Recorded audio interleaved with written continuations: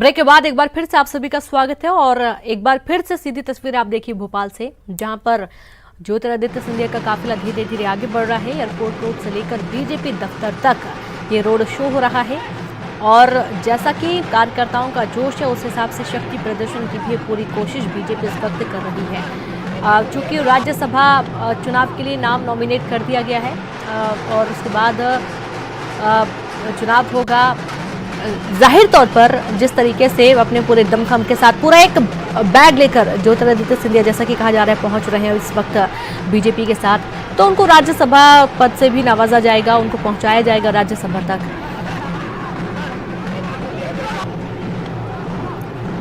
और इसी बीच दूसरी तरफ राहुल गांधी क्या कुछ कह रहे हैं वो भी सुनिए। Thank you.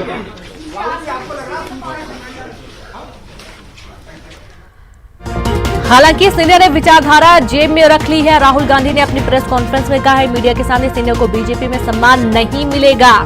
सिंधिया पर पहली बार बोले राहुल गांधी। हालांकि अभी तक वे काफी चुप थे, उनका यही कहना था कि वो उनके दोस्त हैं और दिल से हमेशा से उनका स्वागत रहेगा, वो कभी भी घर आ सकते हैं, बातचीत कर सकते हैं।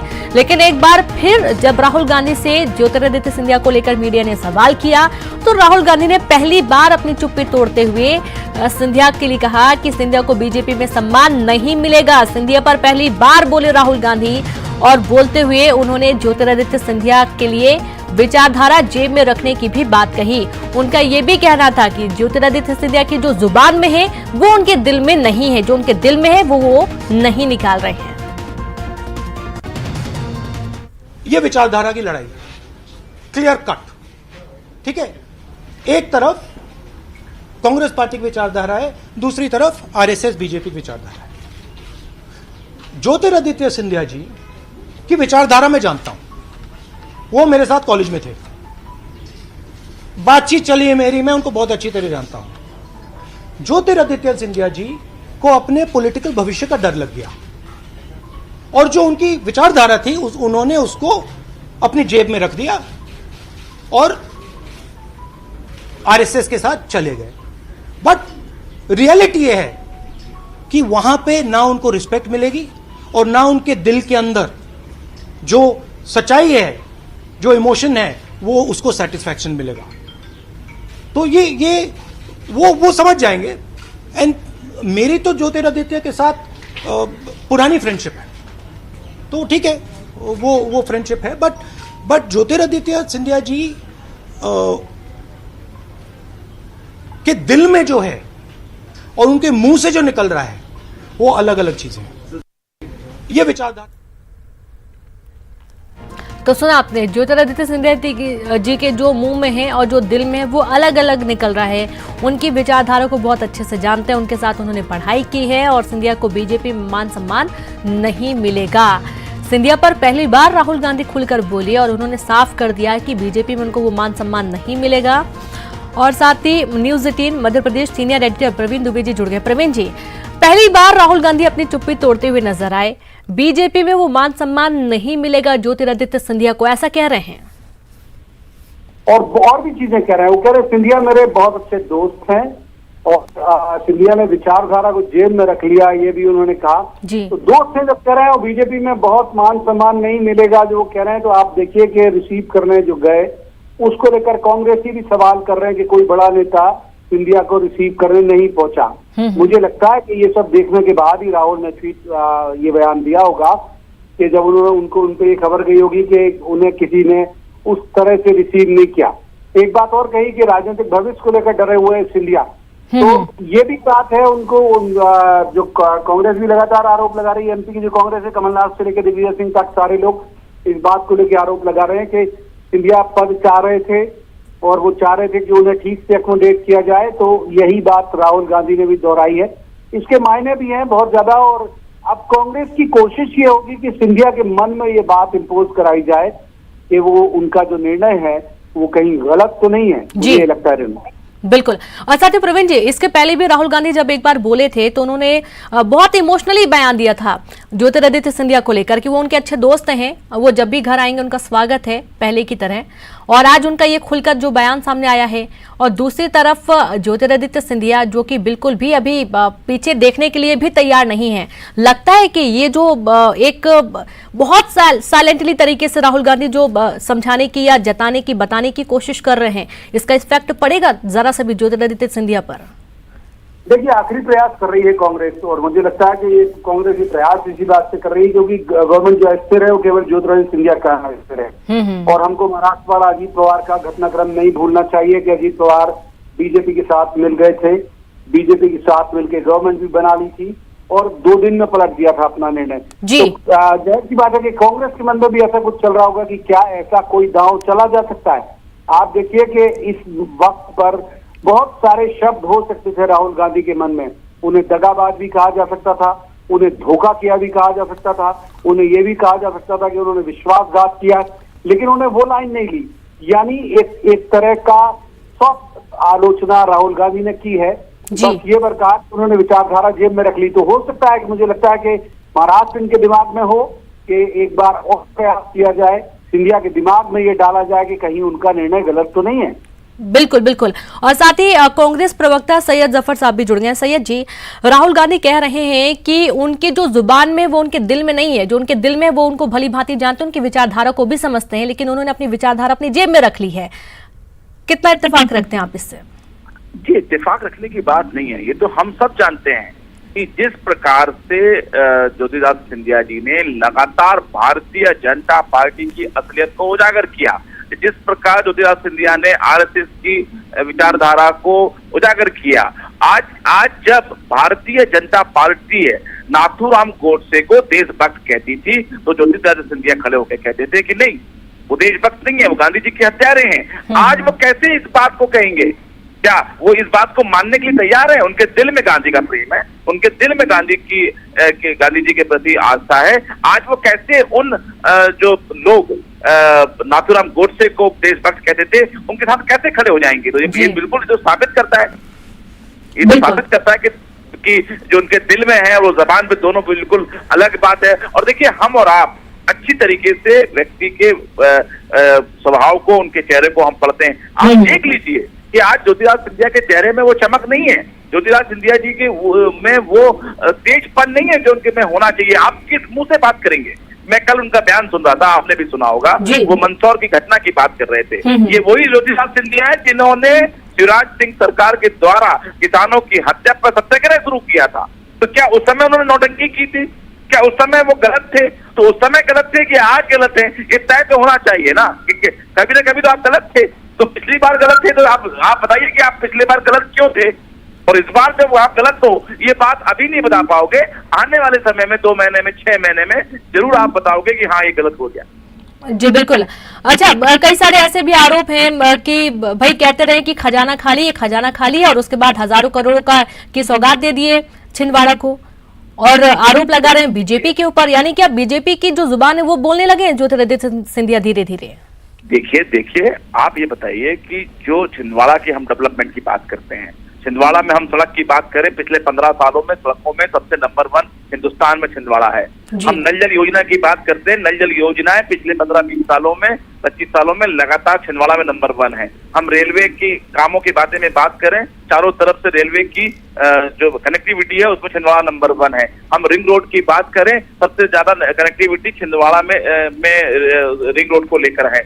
हम अगर जब सेंट्रल स्कूल की बात करें, छिंदवाड़ा में सबसे ज्यादा है। हम स्किल सेंटर की बात करें, सबसे ज्यादा हम छिंदवाड़ा में हैं। तो जो छिंदवाड़ा के डेवलपमेंट हैं, वो डेवलपमेंट के पैमाने में जो चीजें फिट बैठी है वो किया गया। हमने मेडिकल कॉलेज ये तो जो किया गया वो आप बता रहे हैं। यहाँ पे सवाल ये भी है सर कि जिस तरीके से इमोशनली बयान भी दे रहे हैं राहुल गांधी, पहली बार तो उन्होंने ज्यादा कुछ नहीं बोला था तीखा, लेकिन इस बार वो बोल भी रहे हैं कि उन्होंने अपनी विचारधारा अपनी जेब में रख ली है। दूसरी तरफ ये भी कह रहे हैं कि वो उनके मन को जानते हैं, उनके दिल को जानते हैं, उनकी जो जुबान पर है वो है ही नहीं। तो ये जो एक इमोशनली थोड़ा सा कंट्रोल करने की कोशिश कि शायद उनके दिल में वापस से एक प्यार उमड़ आए या फिर वो वापस पीछे मुड़ जाएं। हालांकि वो बहुत आगे निकल चुके हैं, कितनी उम्मीद है कि वो वापस फिर से आएंगे? बहुत सही बात आपने कही, और मैं बिल्कुल ये सच्चाई है।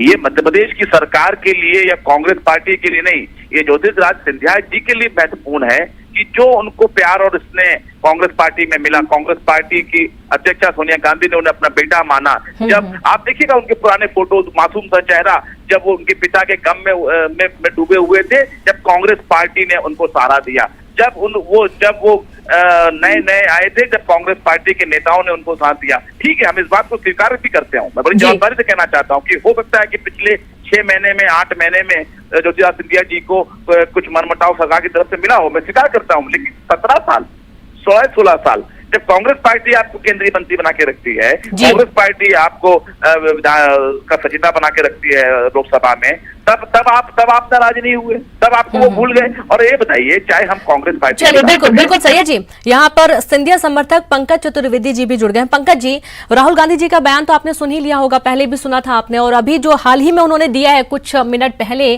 कि उन्होंने अपनी विचारधारा अपनी जेब में रख ली है, उनकी जो जुबान पर है उनके दिल में नहीं है, उनके जो दिल में है वो बाकायदा जानते हैं।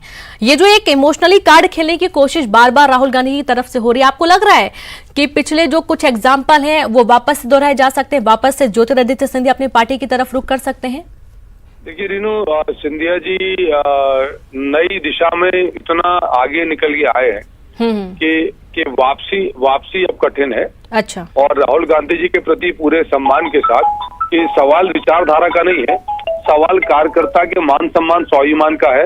और सवाल रीनू इस बात का है कि जिस उद्देश्य को, जिस लक्ष्य को लेकर आप जनसेवा के क्षेत्र में आए हैं, यदि उसकी पूर्ति नहीं हो पाती, वो वही बात सिंधिया जी ने कही और उसके बहुत सारे उदाहरण हैं। और ये जो लड़ाई है किसी राजनीतिक पद, किसी धारा विचारधारा को लेकर नहीं है, ये लड़ाई मध्य प्रदेश के 7.5 करोड़ लोगों के विकास और कल्याण की लड़ाई है। पंकज जी, ये बात आप कह रहे हैं कि किसी कद या किसी पद की लड़ाई नहीं है, ये लड़ाई विचारधारा की है। राज्यसभा के लिए टिकट पक्की हो गई आते ही, क्या इनके पहले कुछ नाम तय नहीं होंगे बीजेपी में? पहले से विचार विमर्श नहीं रहा होगा कि किसको राज्यसभा तक पहुंचाना है? उसमें ज्योतिरादित्य सिंधिया का नाम सबसे पहले आ गया है और आप कह रहे हैं कद और पद की लड़ाई नहीं है। सिंधिया जी 4 या 5 बार के मेंबर ऑफ पार्लियामेंट, दिल्ली की सरकार के मंत्री और तमाम सीनियर पदों पर रहे जी। तो मुझे नहीं लगता कि कोई एडजस्टमेंट डील जैसी चीज है। और उनका स्थान तो राज्यसभा जैसे सदन में होना ही चाहिए, जब वो लोकसभा से सुनकर नहीं आ पाए हैं जी। तो जब राज्यसभा जैसे सदन में वो मौजूद है, और भारतीय जनता पार्टी ने बिल्कुल ठीक निर्णय लिया। और मुझे लगता है कि यदि आगे कुछ और सिंधिया जी को उनकी योग्यताओं, क्षमताओं, प्रतिभा के अनुरूप मिलेगा तो उसको डील के रूप में काउंट करना न करना, जो विश्लेषण करते हैं वो उनका विषय है।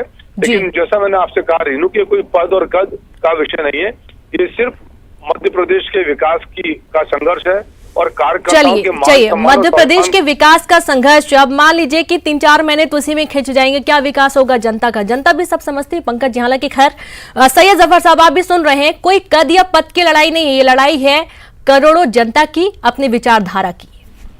देखिए, सबसे पहले तो मैं पंकज चतुर्वेदी जी को अपना बड़ा भाई मानता हूं और मैं उनके सामने किसी भी सवालों के जवाब को नहीं दे सकता। लेकिन हालात ऐसे हैं कि मेरे को उनकी तर्क पर वितर्क करना पड़ेगा। और मैं बहुत अच्छी तरीके से जानता हूं कि पंकज चतुर्वेदी जी हो सकता है कि आज सिंधिया समर्थक जी के रूप में हो या भाजपा में कल चले जाए, लेकिन उनकी विचारधारा जो है वो युवाओं को प्रोत्साहन करने वाली रहती है और वही विचारधारा को आगे बढ़ाने वाले लोगों में गिने जाते हैं। मैं उनको याद दिलाना चाहता हूं कि आप गलत बोल गए पंकज जी, विचारधारा महत्वपूर्ण नहीं है, कार्यकर्ताओं का सम्मान महत्वपूर्ण है, आप गलत बोल रहे हैं। विचारधारा महत्वपूर्ण है, विचारधारा का कार्यकर्ताओं के सम्मान से बहुत ऊपर है। हम ऐसी विचारधारा को बिल्कुल गले नहीं लगा सकते जो हमारे कार्यकर्ताओं को सम्मान तो दिला सकती है, लेकिन हमारे कार्यकर्ताओं को या हमारे देश के साथ, हमारे के साथ एक गलत परंपरा पैदा कर सकती है। आप कैसे कह रहे हैं? देखिए पंकज जी, मैं एक और सवाल के साथ आपके पास वापस आऊंगी, तो आपको रोकना चाहूंगी सैयद जी। इस वक्त हमारे जो संपादक है प्रवीण दुबे सर, वो भी जुड़े हुए हैं। प्रवीण जी, कद और पद की चाहत नहीं है, विचारधारा की लड़ाई है, करोड़ों जनता की लड़ाई, ये कह रहे हैं पंकज जी। और दूसरी तरफ सैयद जी का ये कहना है कि वो बहुत सम्मान करते हैं, उनकी बात को काट तो नहीं सकते हैं, लेकिन विपक्ष में चूंकि अब वो जाते हुए नजर आ रहे हैं तो उनको उनकी बात को काट के अपनी बात रखना पड़ेगा। एक बात प्रवीण जी, ये सवाल अभी सैयद साहब खुद बहुत बोलना नहीं चाह रहे हैं, लेकिन उनका काम है इसलिए वो बोल रहे हैं और अपना आत्मी लगाव भी वो बता रहे हैं पंकज जी से। अब जरा सोचिए, ज्योतिरादित्य सिंधिया जो पिछले 17 सालों से एक बेटे की तरह, एक छोटे या बड़ी बेटे की तरह गांधी परिवार से जुड़े होंगे, वो जब कट के अलग निकल रहे होंगे तो क्या उनके दिल को ये तकलीफ नहीं हो रही होगी? दोनों बातें हैं। मैं जो कह रहा हूँ रेनू, जो पंकज जी कह रहे हैं, पहले उस बात से शुरुआत करता हूँ। कद और पद की चाह नहीं है, कद और पद की चाह अगर नहीं होती तो नहीं जाते ज्योतिरादित्य सिंधिया, ये बात तय है। ज्योतिरादित्य सिंधिया वहां जाके सामान्य कार्यकर्ता के तौर पर नहीं रहेंगे, राज्यसभा सांसद बनेंगे और उसके बाद शायद कैबिनेट में मिनिस्टर भी बनेंगे। जो खबरें आ रही हैं उस लिहाज से तो जाहिर सी बात है, जो यहाँ नहीं अभी होता दिख रहा था, इस वजह से ये तनाव बढ़ा, नंबर 1। और नंबर 2, जो आप बात कर रही संवेदनाओं की, तो जाहिर सी बात है कोई व्यक्ति लंबे वक्त तक अगर किसी परिवार का हिस्सा रहता है तो उसको तकलीफ होती है। मैं फिर दोहरा रहा हूँ इस बात को लेके, मैं लगातार जो बयान देख रहा हूँ राहुल गांधी का भी, जो मैंने देखा अभी उनका जो रिएक्शन देखा, कोई बड़ी बात नहीं। राजनीति असीम संभावनाओं का ही नाम राजनीति है। तो जब हमारे सामने एक सीधा उदाहरण महाराष्ट्र का है, तो हो सकता है कि राहुल गांधी के दिमाग में वो चल रहा हो कि अजीत पवार चले गए थे वहां दूसरी पार्टी में और गवर्नमेंट फॉर्मेशन तक में वो शामिल हो गए थे और 2 दिन बाद पलट के वापस आ गए। तो मुझे लग रहा है कि बहुत आक्रामक अगर नहीं है कांग्रेस, तो वो हो सकता है कि ये संभावनाएं तलाश रही हो। बिल्कुल बिल्कुल प्रवीण जी, और जैसा कि हम ये बार बार देख रहे हैं पंकज जी, ये सवाल आपसे भी है एक बार फिर से, थोड़ा सा इमोशनल हो जाएगा लेकिन थोड़ा सा ब्रेक लेना होगा, यहाँ पर हम रोकेंगे आप सभी को, आगे भी बात करने की कोशिश करेंगे। शुक्रिया हमसे जुड़ने के लिए, एक छोटा सा ब्रेक, हम जल्द हाजिर होंगे।